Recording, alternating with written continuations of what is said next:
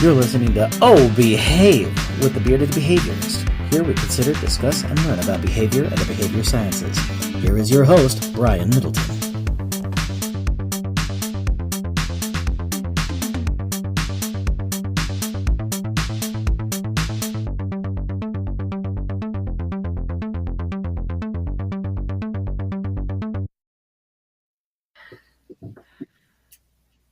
Hello and welcome to Oh Behave with me, Brian Middleton, the Bearded Behaviorist.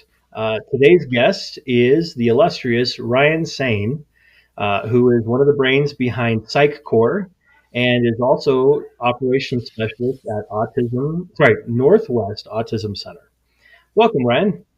Thank you. Happy to be here. This is awesome. I loved all the work you've done online, and I'm really excited to be a part of what you got going here in more of another online or cyber environment. I love it. It's great. Yeah. Oh, okay. So today we're going to be talking about the philosophical underpinnings of behavior analysis. Well, that's not a small topic or anything. Oh, no. It's teeny tiny. I'm sorry, right. Sir. It's straight up acorn in the in things. It's going to grow into an oak tree here. Yeah. Wow. And we have one episode. Sure. I'm sure we can do it to at least some justice here, because this is one of my actual favorite areas to talk about and to speak and read about, actually. So. Well, and let's definitely not keep it to one episode, but definitely interested in returning to the topic, because you have a lot of awesome knowledge, and I'm looking forward to hearing it, even if your name is spelled wrong. Well, I just take the fact that I am one of the few sane psychologists you'll ever meet, and we'll leave the first name spelling as it is. So, but there you go. If you hear any pages shuffling in the background, it's because I'm still prepping for this episode, and I have Cooper open in front of me. The secret to my experience is not knowing everything, but knowing where to look for everything. So, of course, I love Cooper, like everybody else. So. Yes, and I believe that that's actually a sign of a good scientist. Personally, the willingness to say, well, I can't recall that, but how about I look it up? Yep, yeah, I agree completely. So there's a lot I don't know, but other people have written about, and I just know where to find it. So we're talking about the underpinnings of behavior analysis. That requires a little bit of history, especially since the folks that this podcast is geared to is people who are new to behavior analysis. If I'm correct me if I'm wrong, but wasn't it Dr. Pavlov who introduced the concept of behaviorism via his observations about respondent conditioning? I think that's a fair assessment. I mean, you could probably back it up more than that, but we don't really need to. I mean, I think that's a great jumping off point into the field. When you really start to get into the philosophical underpinnings, you got to back way up and start talking about reactions to Descartes. You got to start talking about, oh shoot, I'm going to draw the blank. Draw a blank slate. Oh my gosh, that's hilarious. What's that guy's name? Blank slate guy. I'm forgetting. Not Descartes. Why am I always drawing a blank on this guy's name? John Locke. So you got to go back to John Locke. You got to go to Descartes. You got to go to Ernst Mach. You got to go to all those guys in order to really get like at the core of where it is. But that's something for later episodes, and the genuine philosophy and the historical philosophy and the reactions to how Descartes did his stuff and all that. So we can kind of skip all that and start with Pavlov, and I think that's an awesome way to go. Okay. Because Pavlov's direct observations were absolutely amazing, right? So, I mean, we could do this whole episode on Pavlov because he's like one of my other heroes. I think he was just super cool. I also took a lot of credit for the work his undergrads did, just like I do at PsychCore, by the way, or for his graduate students. Sorry, but yeah, no, he did some amazing stuff, and of course, you look at the classical conditioning or Pavlovian conditioning, whatever you want to call it. That he quote unquote discovered, which is really just the modification of reflexes. So when a lot of people go, oh, well, what's being conditioned? Well, what's being conditioned is a reflex. It's really that simple.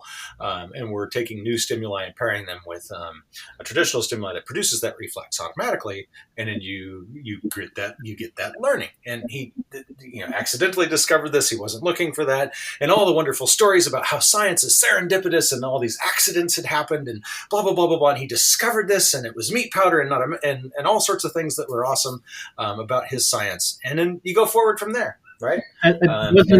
for the serendipity part of it, wasn't he? Sure. Wasn't Pavlov actually a specialist for digestion? Yeah, no, he was.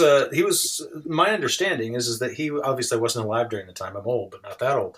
Yeah, My understanding is he was one of the most well known, well trained physiologists. I mean, he was an amazing surgeon, believe it or not. So yeah, he was studying gastric secretions in dogs, or gastric secretions, and his specific species that he was working with was canines, right? So he was yeah. working with dogs, and he stumbled upon this effect. Basically, I don't know which story is completely true, but the dog salivated to the presence of the footsteps of a graduate student. Yeah. And that was the surprise, right? So he was presenting a meat powder. There was no bell. You know, I don't know why introductory psychology textbooks do that, but they do. There was no bell. It was a metronome. So he needed something more standardized than a bell. So he uses a metronome, and he learns that, hey, you can pair these things together in certain ways, and you can get the dog to salivate at the sound of something they should never salivate to. And boom, and that's serendipity, right? He was doing something else. He was studying gastric secretions using these sham feedings, which is where he did a surgery and basically rerouted the esophagus outside of the animal.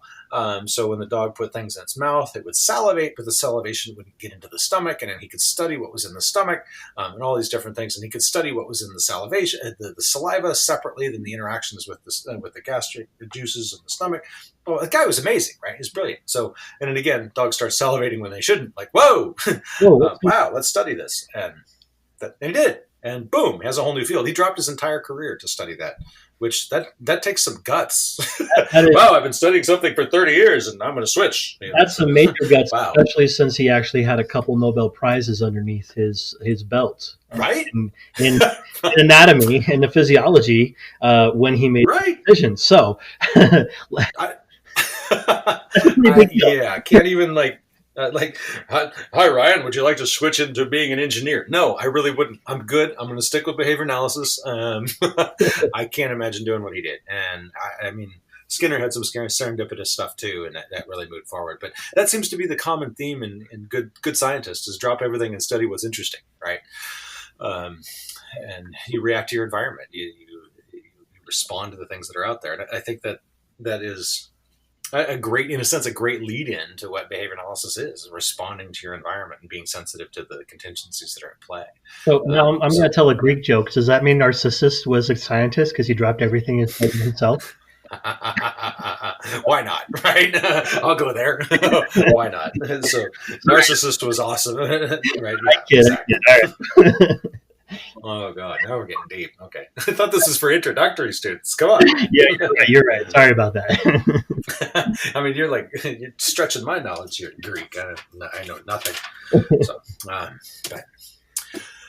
yeah, so we go back to Pavlov, and then we can jump forward. I mean, obviously, there's lots of layers of connections, right? Yes. And it's hard to specifically build each and every step by step. Here's how we got to where we are today, because there's with history is rewritten with each historian, right? And the point being that everybody tells the story in a slightly different way. So I tell my story a little differently than maybe the way Cooper, Heron, and Heward tell their story, and differently than the way Schultz and Schultz tell their story, and so on and so forth. So, and that's okay. I mean, we all take the same core principles and make the same sort of leaps.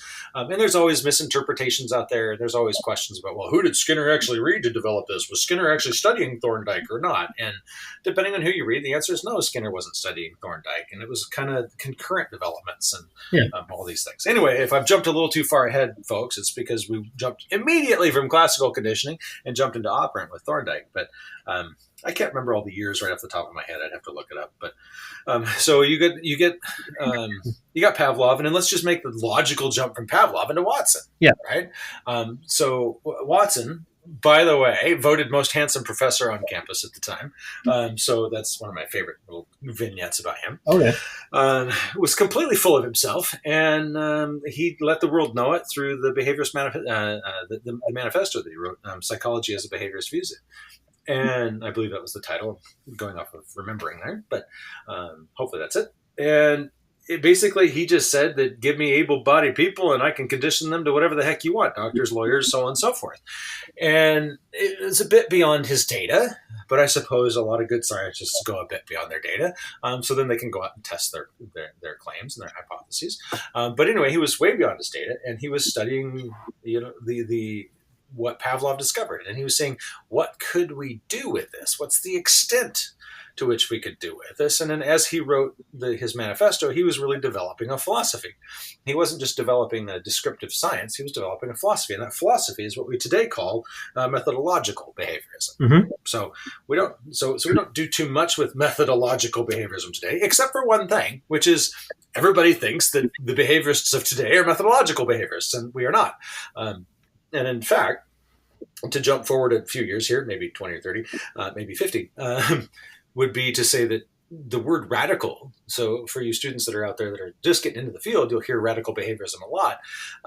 And radical behaviorism is not radicalism like, wow, it was a totally rad jump, dude. Like, man, you could just totally do that all over again. Just, you just caught that totally cool edge. And I don't know what I'm talking about. Also, but it's not that sort of radical. I like the idea of being radical compared to not being radical, just so you know.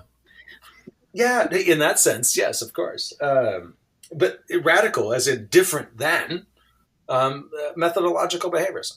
So what Skinner's radical behaviorism is about is a sort of written not contradiction, but a written difference to what the traditional behaviorism at the time was, which is now we call methodological behaviorism. So there was very small differences there. That's the assumption that only publicly observable events count as behavior, correct? Methodological, yes. Sorry, absolutely right. So if I can see it, great. If it's publicly observable, hearing it, I suppose, is one too. Hearing it, seeing it, feeling it, all of those things exactly. Count. And then Skinner said no. Yep. Oh, yeah, he was like, no. Private events or internal events, thoughts, emoting, right, is a behavior. So experiencing emotions and those things. He said those count too. He said the only difference is that they're observable by an audience of one, which really only speaks to one thing. That doesn't speak to validity. That doesn't speak to reliability. It speaks to believability. Yeah. And that's it. And so many people forget that a lot of our science is about believability. It's not about reliability or validity. And if I tell you what I'm thinking, you can choose to believe me or not based on your experiences with me and your experiences with others. Well, I could be telling the truth or I could be lying to you, but I'm the one making the observations of my own private events, as Skinner would call them, or covert events hidden from other people. Mm-hmm. But they're behavior nonetheless, according to Skinner's radical behaviors. Well, and that's what makes it radical. It's different. And one of the neat things to consider is that even before the advent of our current technology, because we have functional MRIs, we have the ability to measure brain waves coming off of a person's outside of a person with just basic electrodes, things like that. This was the important thing to note is that this was prior to all of this. Like we had theories about how neurons strengthened and how they formed and all those other things, and yet B.F. Skinner made these observations and he pointed these things out. We now have some rudimentary ways of being able to measure those private events. But even then, it still is, like you said, the audience of one that truly can report on it. Right. And that takes you immediately back to things like Wilhelm Wundt and the first psychological laboratory period in the late 1800s, often credited with the first experimental psychology laboratory, and studying the internal processes, right? Structure and function is what was going on back then, and what's the function of mind, quote unquote mind. And I hate that term, and we can come back to that in 15 episodes or something. But so it links up. I mean, all this stuff does connect, and Wundt stuff was, I would rally against it heavily today, but the idea being that you can't do that with any sort of Yeah. believability. It just, I can't double check what you're thinking right now. There's no way. And there's some, like you said, I think you hinted at some cool new technologies that show correlation between brain pattern and I'm going to show you a picture and I'm going to measure the brain pattern, and we could do that over and over again, and I can start to see your brain patterns when I show you a picture. So then we have literally a different level of analysis, but Skinner would call it, well, it's just another behavior that needs to be explained into itself. Exactly. So neuronal function. So yeah, so I'm totally with you on that. Yeah, and spot on. But yeah, he nailed that long before fMRI. And like a good scientist and a philosopher, I hope it's changing. I hope we're getting a better view of it, and we could get into the whole RFT stuff and the functional contextualism stuff and all those fun things at another date. But that's kind of how the philosophies and sciences change over time, and that's a good thing. Yeah, so. It is a good thing. I love that. So B.F. Skinner. This is a later episode, but B.F. Skinner introduced the concept of three-term contingencies. And it wasn't until, the mid-90s that we realized, or that the research indicated that there are actually 4 terms to a contingency. So it wasn't after B.F. Skinner's death that it was finally formalized?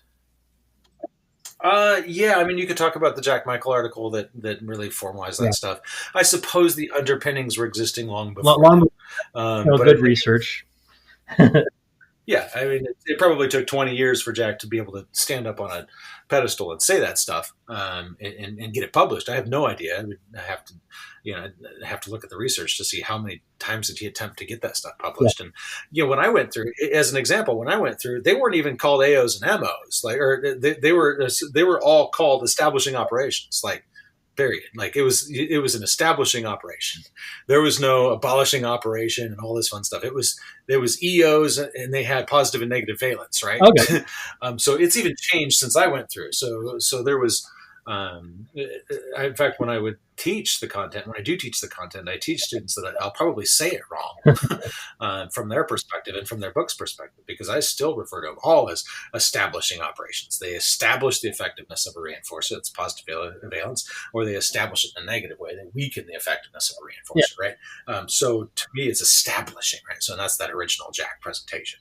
And that's where I, of course, cut my teeth on all that stuff. So again, science changes. I do like the fact that they've split it out and they've described it in a little more detail. It's just sometimes hard for me to change. I'm an old guy, right? So I'm not that old, but old enough. Maybe we should create a contingency to make it more reinforcing for you to update your references. You will absolutely notice that there's one thing in PsychCore that we have not touched very heavily, which is condition motivating operations. It's just it's a tough area for us to touch for a couple of reasons, and partially because I don't feel completely up to speed on it. So I've pulled the research I'm reading. Brad's doing the same thing. My business partner and friend, colleague, Brad Bishop, who's the other half of PsychCore. We're getting up to speed. If we don't know something, we're not going to put it on the channel until we know it well enough to argue it in front of, say, ABAI. So we're not there yet on CMOs, and there's another couple areas that we're kind of skipping out for right now, but we've got them in the works, and we're doing our research. So yeah, I have no problem saying I don't know this stuff. I'm not going to go there.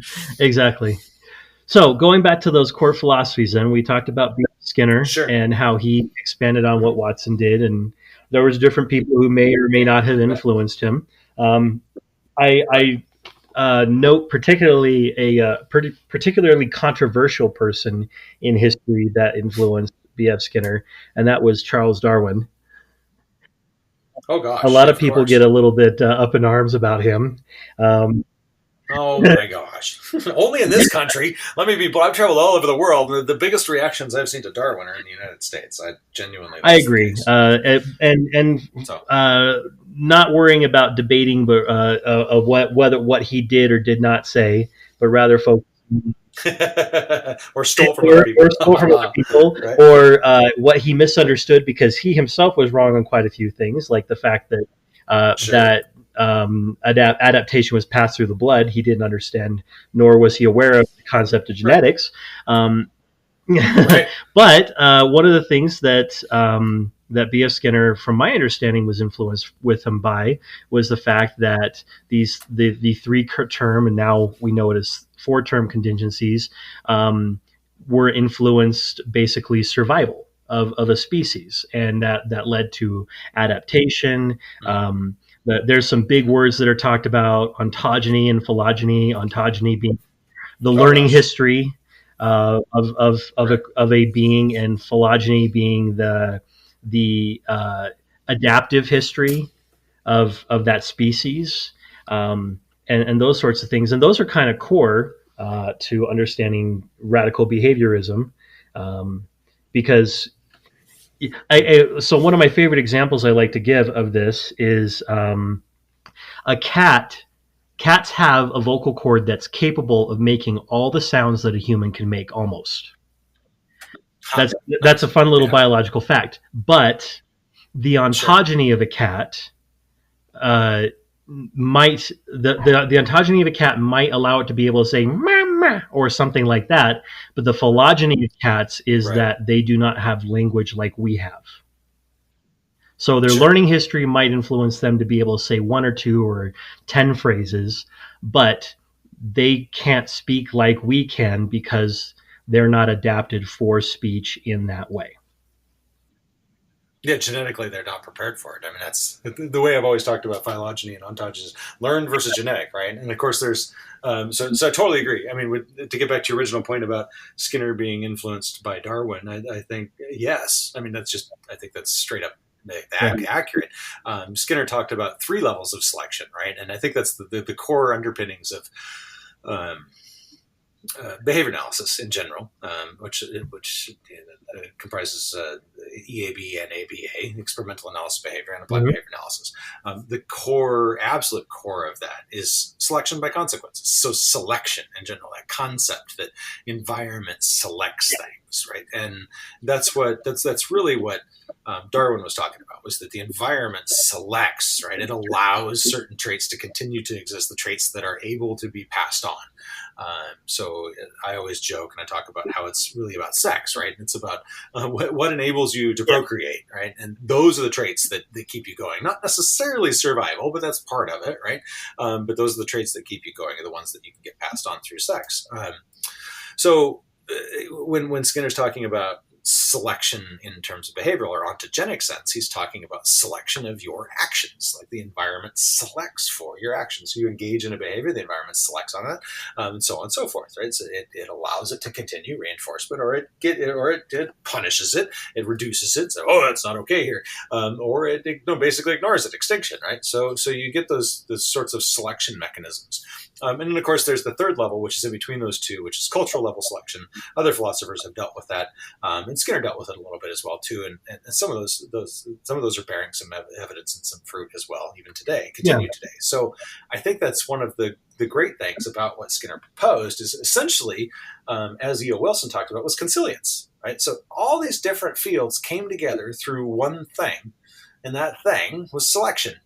And that, to me, gives some validity to the concept because it's observed across multiple levels, across multiple environments, across multiple sciences. And that core selection process, that mechanism by which selection is happening, when he saw that in non-humans and then later in humans and all that stuff, in terms of behavior, it kind of helped the world make sense. And for me, it did. It made everything just kind of fit. It was like a puzzle piece, if you will. It just kind of all went, oh, that's the one that connects everything. And that's one of the reasons it makes so much sense to me, is that because I understand Darwin's natural selection. I understand as much as one can some of the current stuff on epigenetics. And I understand how selection works on a cultural and an individual level, and the fact that they all blend so beautifully together lends some validity, at least for me, to the interpretation of to Skinner's interpretation of how things were working in the natural world. So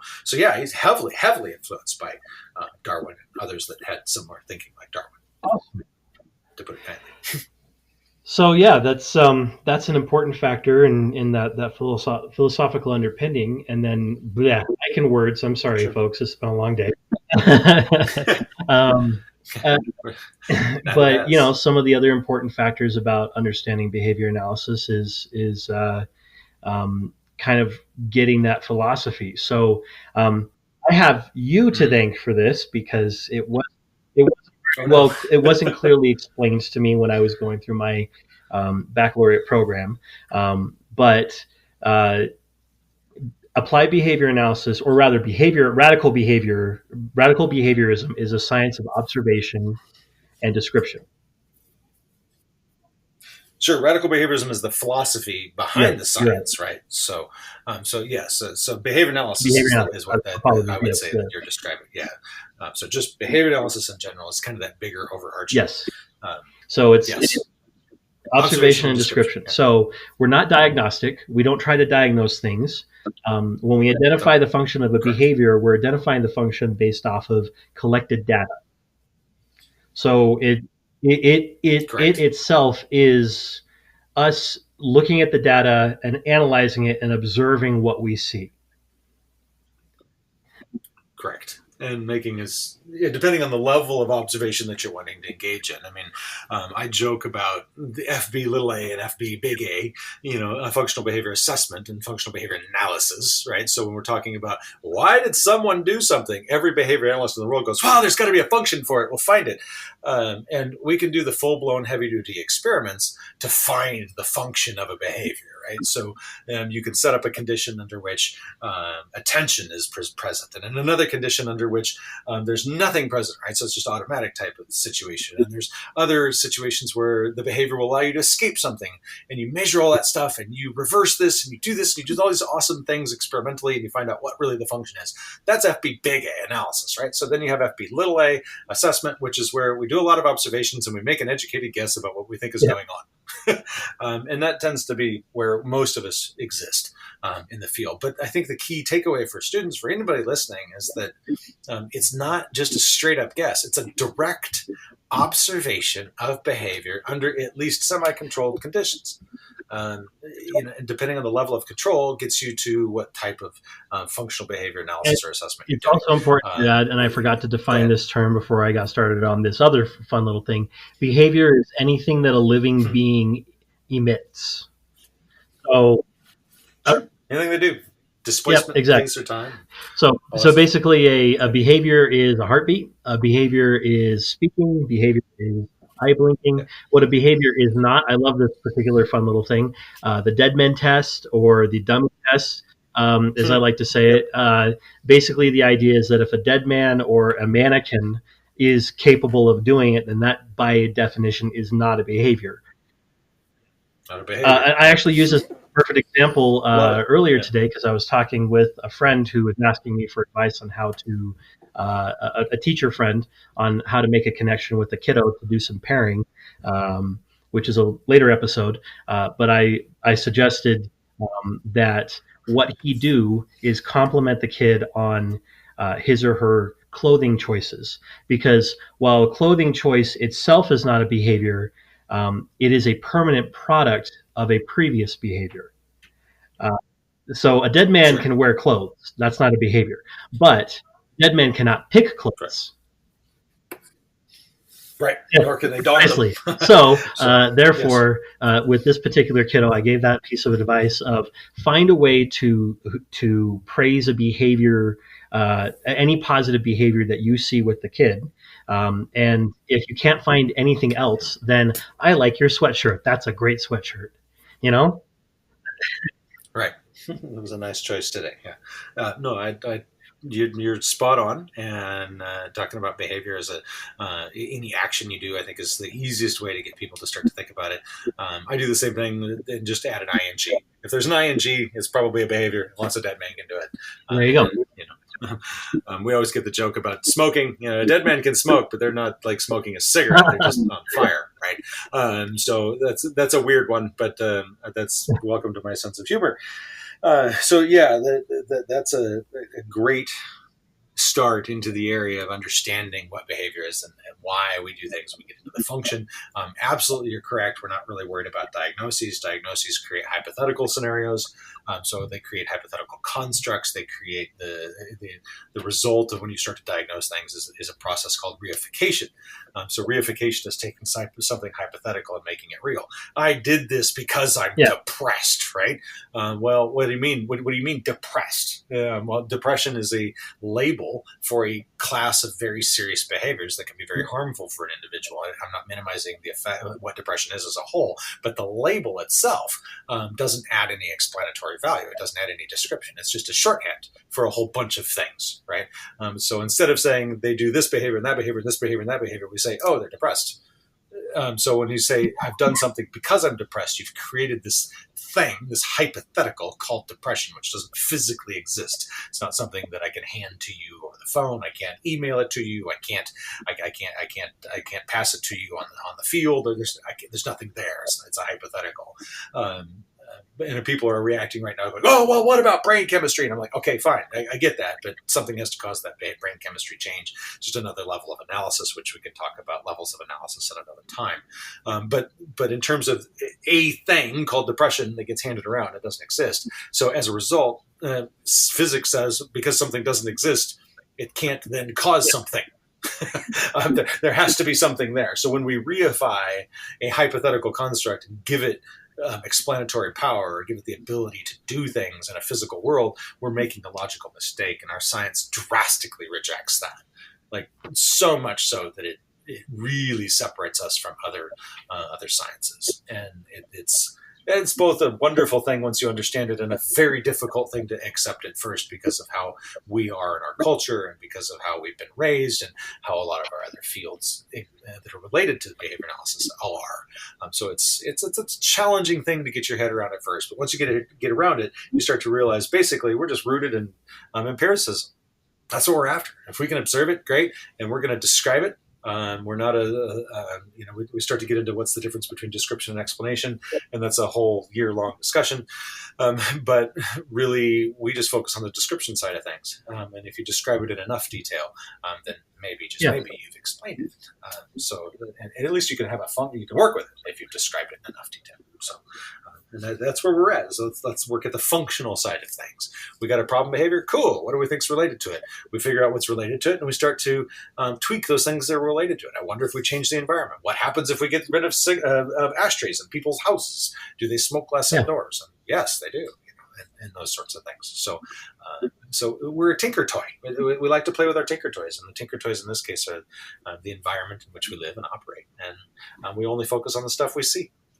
And say, I mean, words are behavior. And to go along the lines with that, one of the philosophical foundations of behavior analysis is that we also focus on socially significant behaviors. Socially significant behavior. One of my favorite examples of this is as an autistic is eye contact with autistics. Is eye contact really a socially significant behavior? My argument is no. Eye contact is not a socially significant behavior. Orientation of the body towards the speaker is a socially significant or socially important behavior. One can function just fine in any society without eye contact by orienting one's body towards the person speaking, therefore showing body language, a behavior that you are listening. Other things to indicate kind of nodding, maybe making those acknowledging noises, those sorts of things. And so me personally, I can function with the eye contact thing. That's kind of a fun story in and of itself. My parents had dogs since I was born, and dogs are the only other species on the planet that humans can make eye contact with, and oxytocin is released in addition to dopamine and serotonin and all those other fun chemicals.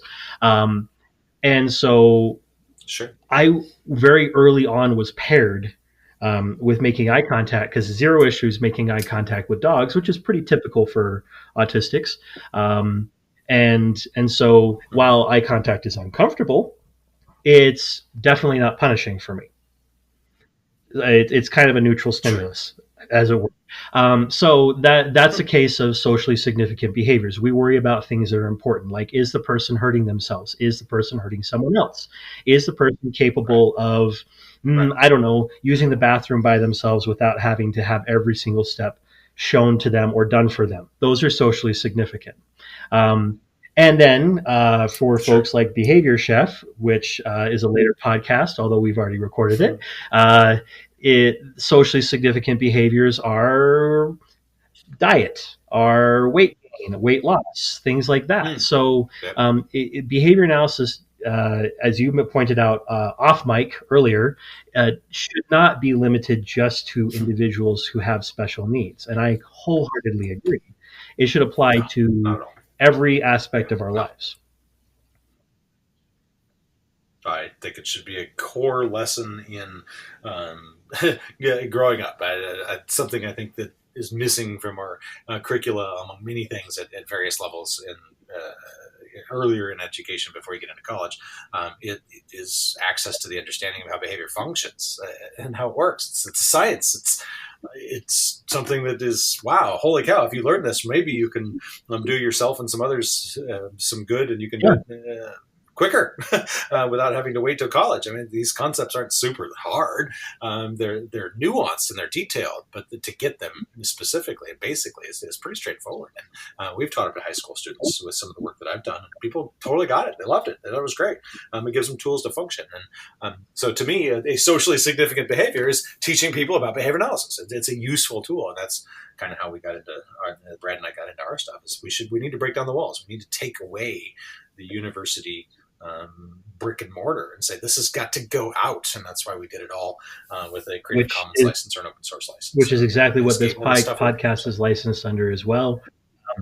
Which is the next episode after this one with Veronica. Oh yes, awesome! I love Veronica. I'm looking. Awesome, she's fantastic. I'm talking with her, and yeah, that's really fun. So yes, Creative Commons license. This is all open source, folks. Please use it. Please remix it. Please apply it. We want behavior analysis to be available to help people improve their lives. So along those lines, you mentioned earlier that we have some time limitations. Are we getting up against the clock there, or Sure. do you have time to continue on, or should we continue later? If we can do a couple minutes, and then I've got to wrap up and go take care of family stuff today, but would love to come back happily at any time that we can get it scheduled, because we're just really scratching the surface of all this stuff, and this is kind of like my hobby. So I love this stuff. Awesome. So I guess for the wrap up purposes, then I think we should probably hit quickly. And I know this sucks because we have to come back to it and talk about it more. But the 3 levels of scientific understanding. So just to quickly hit those, description, we're trying to systematically observe things. Prediction, we want to be able to, Sure. Upon observing things, be able to make some causal connections, basically, be able to predict and create some correlation. And then, of course, control, which is where we test to see if it really is the first 2, the description and prediction, are indeed accurate. Does that sound about right? Sure. Yeah, I mean there's different terms that get thrown around throughout there. We typically talk about functional relations rather than cause and effects. So you'll hear that out there. People say, "Well, A is functionally related to B." It's just another way of saying cause. There's some things that associated with the word cause that are not really observable, and there's some other problems with the concept of cause. So Skinner chose to use the word functionally related. Between these 2 events, basically he was being a hard-nosed empiricist when he came up with that sort of interpretation. And there's reasons for it, which we could get into, but you're spot on.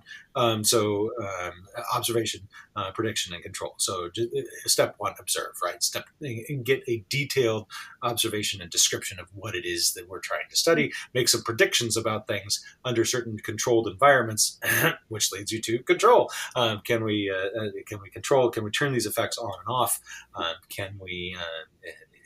Do we have enough of an understanding to be able to?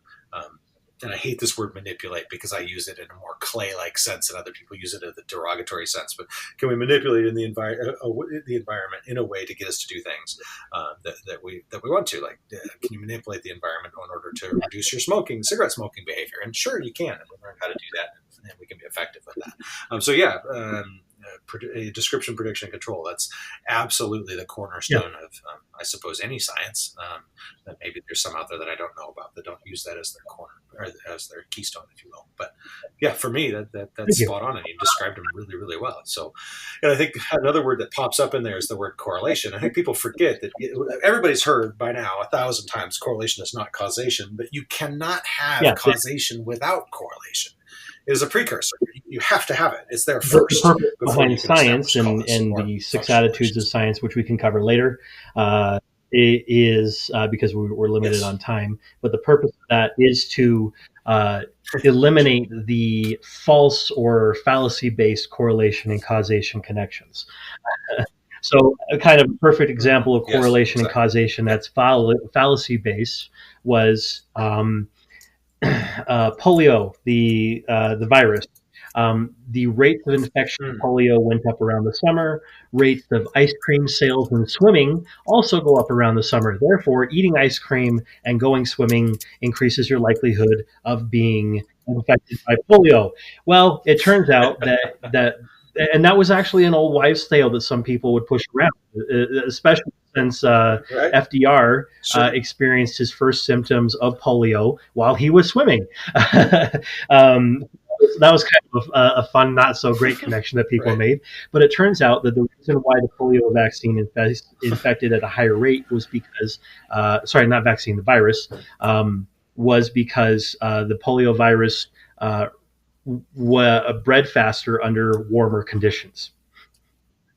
And so, therefore, Sure.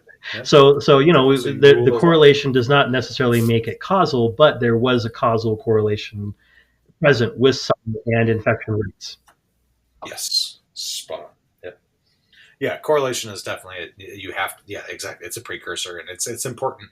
But I think that your point is spot on. Again, that you have to rule them out. Yeah, there's a lot of them out there, and we got to rule out the ones that are spurious or not true, and that takes very detailed observation. Right, and we make the predictions, and then we put it under a high level of control to test to see which one's doing what. And I think that's a good description of how our field is too. We make direct observations of what we think is going on with problem behavior or desirable behavior, and then make some predictions about what can we do, and then we test those predictions and we move forward, and we go, hey, is this treatment program working? Is it not working? And we're scientific about the whole thing, and we're willing to change. I think that's one of the things I love about most quality behavior analysts that I've come across is they're absolutely willing to change their opinions based on the data at hand.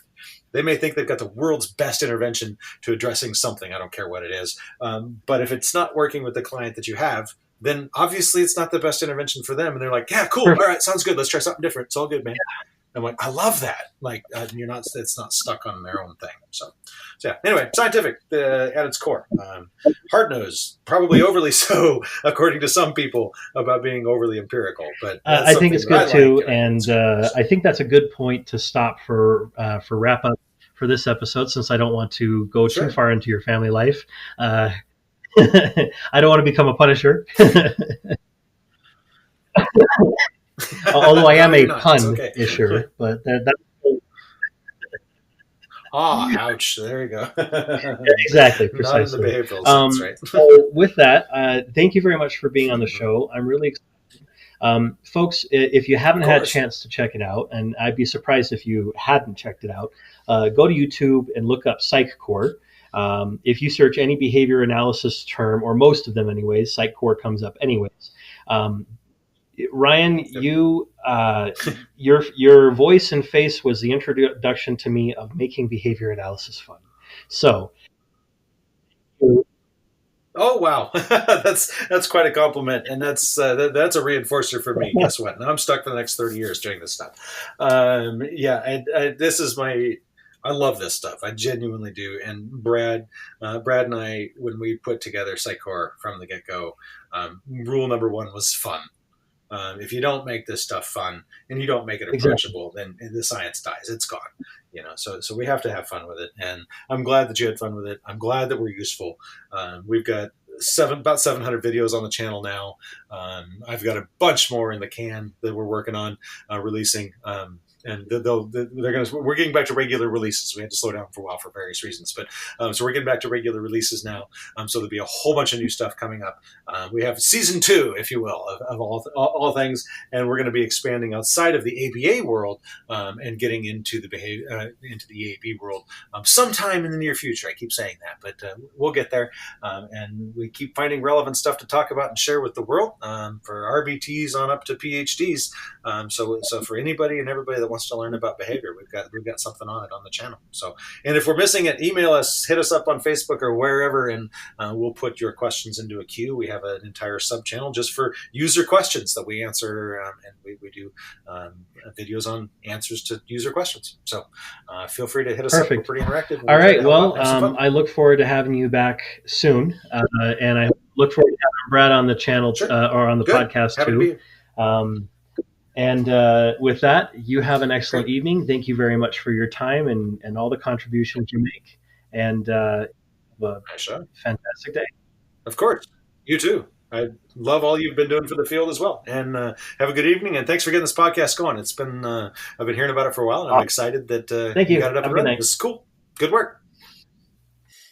You bet. All right. Take care. Cheers.